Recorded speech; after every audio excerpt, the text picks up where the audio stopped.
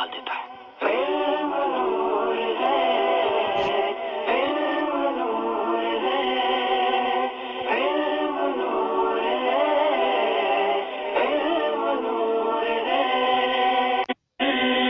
الحمد للہ الذی ابدع الافلاک والارضین والصلاة والسلام علی من کان نبیا وآدم بین الماء والطین وعلی آلہ واصحابہ اجمعین، اما بعد، فاعوذ باللہ من الشیطان الرجیم، بسم اللہ الرحمن الرحیم۔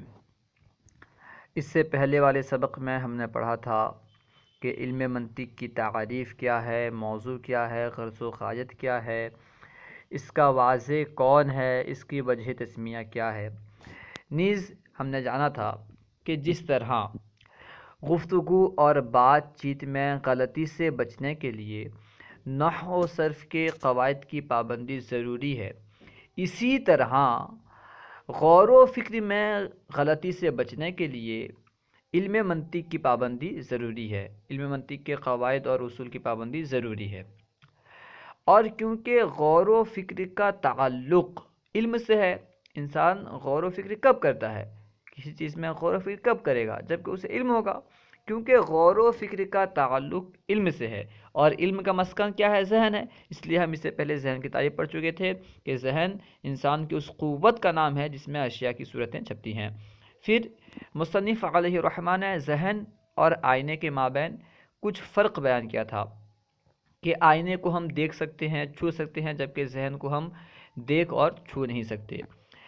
اور آئینے میں شے کی صرف ایک رخ چھپتا ہے، ٹھیک ہے نا؟ آئینے میں کیا ہوتا ہے کہ کسی بھی شے کی صرف ایک رخ کی صورت چھپتی ہے، جبکہ ذہن میں مکمل صورت چھپتی ہے، مکمل شے کی صورت چھپتی ہے۔ اس طرح اور بھی فرق بیان کیا گیا تھا۔ کیونکہ غور و فکر کا تعلق علم سے ہے، یعنی علم ہوگا تبھی غور و فکر ہوگی۔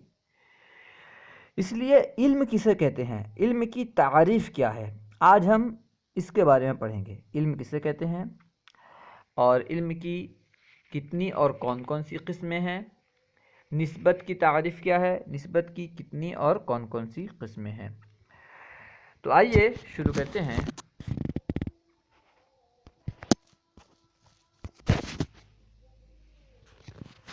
علم، پیارے بچوں، منطقیوں نے علم کی کئی تعریف کی ہے۔ ہم تمہاری سمجھ کے مطابق ان میں سے آسان تعریف انتخاب کر کے ذیل میں لکھتے ہیں۔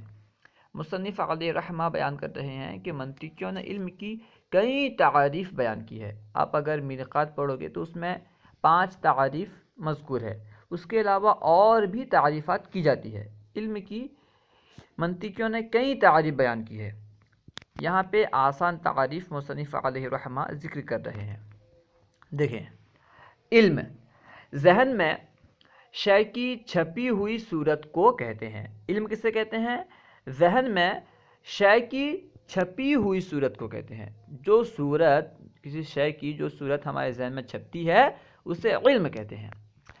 مختصر لفظوں میں یوں سمجھو کہ شے کی صورت ذہنیہ کا نام علم ہے۔ کسی بھی شے کی صورت ذہنیہ کا نام علم ہے۔ ذہن میں جو اس کی صورت ہوتی ہے اس کا نام علم ہے۔ سوال، عربی لغت میں تو علم کا معنی انکشاف یعنی جاننا بتایا گیا ہے، اور یہاں علم کا معنی صورت ذہنیہ ہے، تو جاننا اور صورت ذہنیہ میں کیا تعلق ہے؟ جواب، ان دونوں میں بڑا گہرا تعلق ہے۔ سوال یہ کر رہے ہیں کہ لغت کے اعتبار سے، ڈکشنری کے اعتبار سے علم کہتے ہیں جاننے کو، انکشاف کو، اور یہاں یعنی منطقیوں کے اصطلاح میں اس کتاب میں جو آسان تعریف بیان کی گئی ہے تو اس کے اعتبار سے کیا معنی ہوا؟ صورت ذہنیہ کو علم کہتے ہیں۔ سوال یہ ہے کہ جاننا اور صورت ذہنیہ میں کیا تعلق ہے؟ جواب، ان دونوں میں بڑا گہرا تعلق ہے، اور وہ یہ کہ شے کی صورت ذہنیہ کے ذریعے شے کا جاننا ہوتا ہے۔ انسان کسی بھی شے کو کب جانتا ہے؟ جب صورت ذہنیہ موجود ہو، یعنی صورت ذہنیہ کے ذریعے سے شے کا علم ہوتا ہے، اس کو بیان کر رہے ہیں۔ اور وہ یہ کہ شے کی صورت ذہنیہ کے ذریعے شے کا جاننا ہوتا ہے، یعنی جب ہمارے ذہن میں کسی شے کی صورت چھپتی ہے تو ہم اس شے کو جان لیتے ہیں۔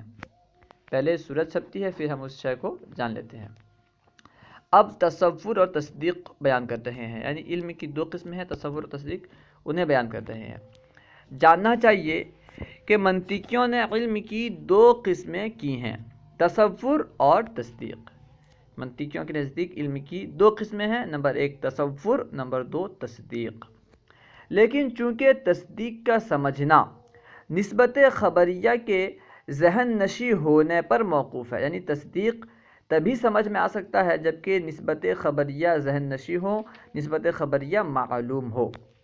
اس لیے ہم پہلے نسبت خبریہ کو بیان کریں گے، اس کے بعد تصور اور تصدیق کی تعریف پیش کریں گے۔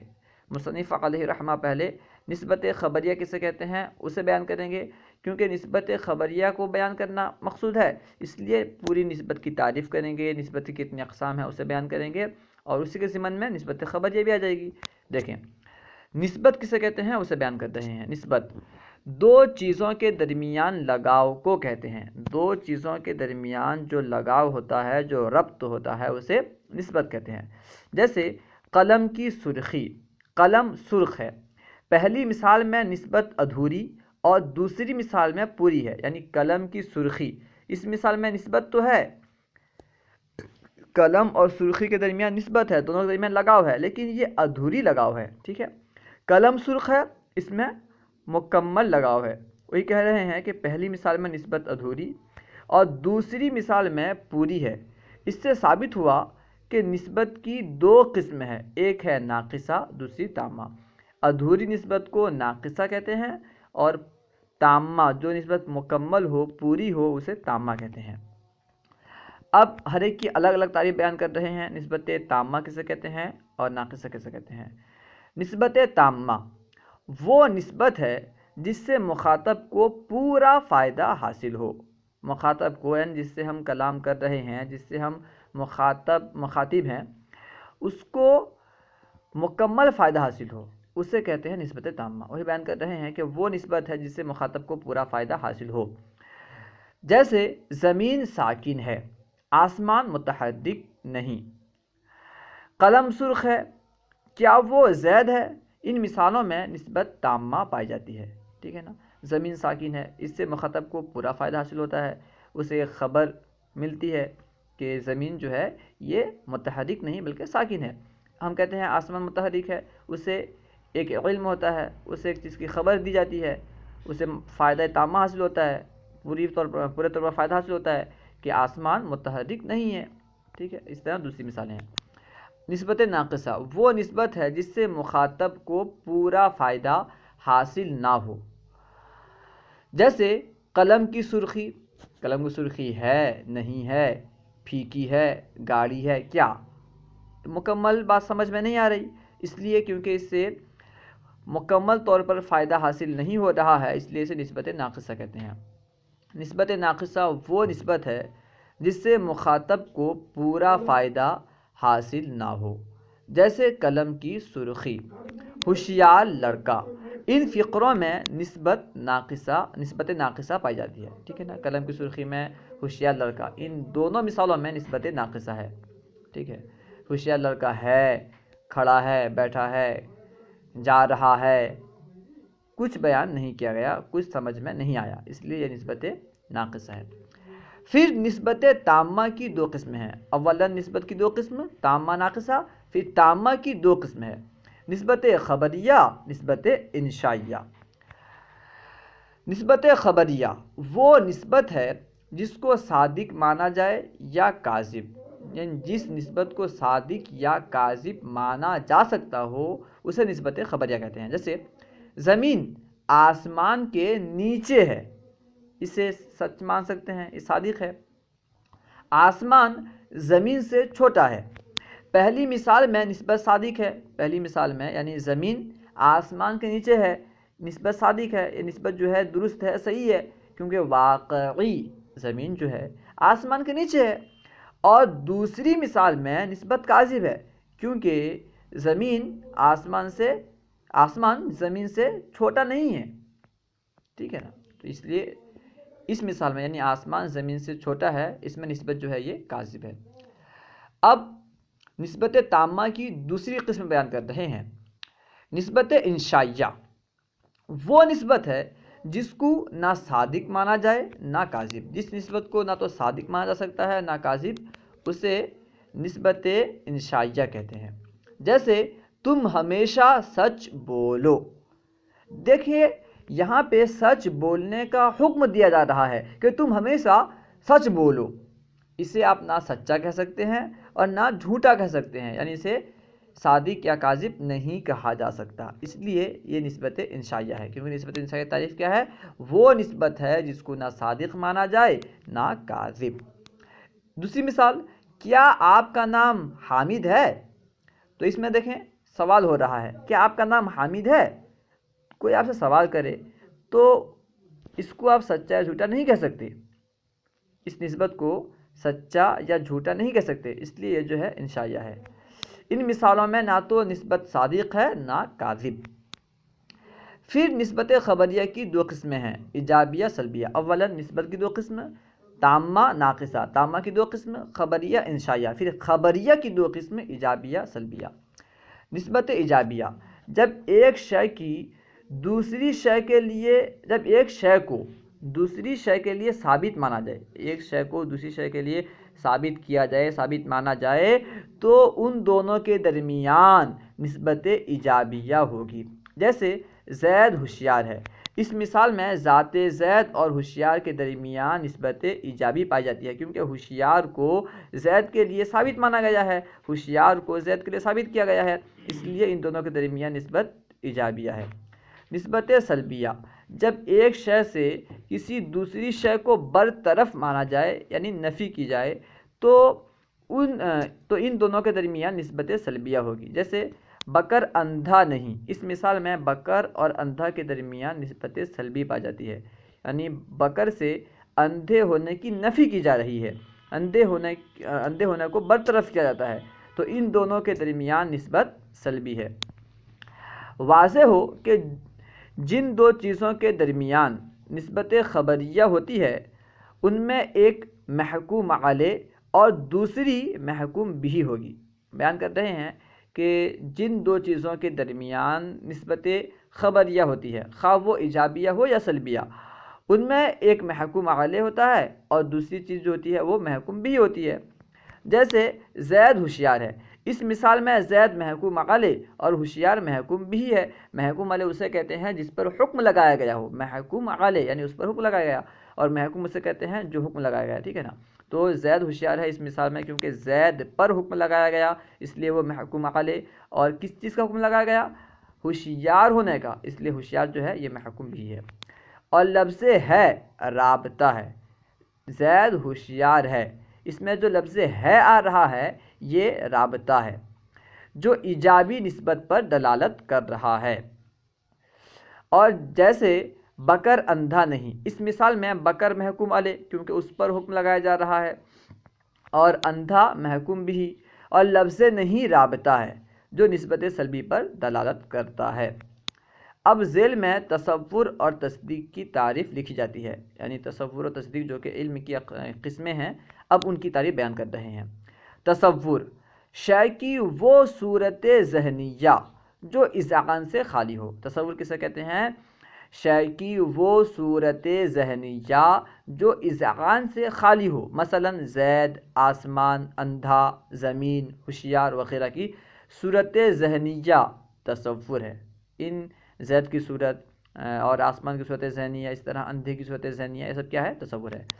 تصدیق، نسبت خبریہ کی وہ صورت ذہنیہ جو اذعان ہو، جیسے خالی نہ ہو بلکہ اذعان ہو۔ جیسے زمین گول ہے کی نسبت خبریہ کی صورت ذہنیہ اذعانیہ تصدیق ہے، زمین گول ہے، اس کی جو صورت ذہنیہ ہے اذعانیہ ہے یہ کیا ہے؟ تصدیق ہے۔ اب یہاں مصنف علیہ رحمہ چند سوال کر رہے ہیں. دیکھیں مشقی سوالات. نمبر 1، ذہن کی تعریف کرو. ذہن کی تعریف ہم نے سب سے پہلے پڑھا تھا کہ ذہن کسے کہتے ہیں؟ ذہن انسان کی اس قوت کا نام ہے. کسے کہتے ہیں ذہن؟ ذہن انسان کی اس قوت کا نام ہے جس میں اشیاء کی صورتیں چھپتی ہیں، اسے کہتے ہیں ذہن. ٹھیک ہے، ذہن انسان کی اس قوت کا نام ہے جس میں اشیاء کی صورتیں، چیزوں کی صورتیں چھپتی ہیں.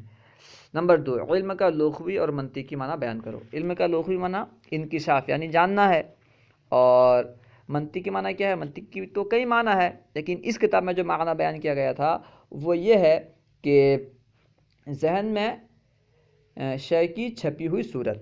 اس کتاب میں جو معنی بیان کیا گیا تھا، ذہن میں شے کی چھپی ہوئی صورت کو علم کہتے ہیں. ٹھیک ہے. نمبر 3، تصور اور تصدیق کا مقسم کیا ہے؟ یعنی تصور اور تصدیق یہ کس کی قسمیں ہیں؟ مقسم یعنی کس کی قسمیں ہیں؟ تصور اور تصدیق دونوں علم کی قسمیں ہیں، اس لیے تصور اور تصدیق کا مقسم علم ہے. نمبر 4، پیسر زید کی صورت ذہنیہ تصور ہے یا تصدیق؟ پیسر زید کی صورت ذہنیہ تصور ہے، تصدیق نہیں. نمبر 5، ایسی مثالیں لاؤ جن میں نسبت ایجابیہ یا سلبیہ پائی جاتی ہو. کوئی بھی مثال بنا سکتے ہیں. زید کھڑا ہے، زید اچھا ہے، زید عالم ہے. اس کے بعد بنا سکتے ہیں کہ بکر عالم نہیں ہے، بکر جاہل نہیں ہے، خالد کھڑا نہیں ہے. اس طرح آپ اور بھی مثالیں بنا سکتے ہیں. اللہ و رسولہ اعلم. اگر کوئی بات آپ کو سمجھ میں نہ آئی ہو یا درسیات کے متعلق کوئی سوال کرنا چاہتے ہوں یا مشورہ دینا چاہتے ہوں تو کمنٹ باکس میں سوال کریں. انشاءاللہ عز و جل ممکنہ صورت میں جواب دیا جائے گا. اگر آپ کو ہماری یہ ویڈیو اچھی لگے تو لائک اور شیئر ضرور کریں. السلام علیکم ورحمۃ اللہ وبرکاتہ.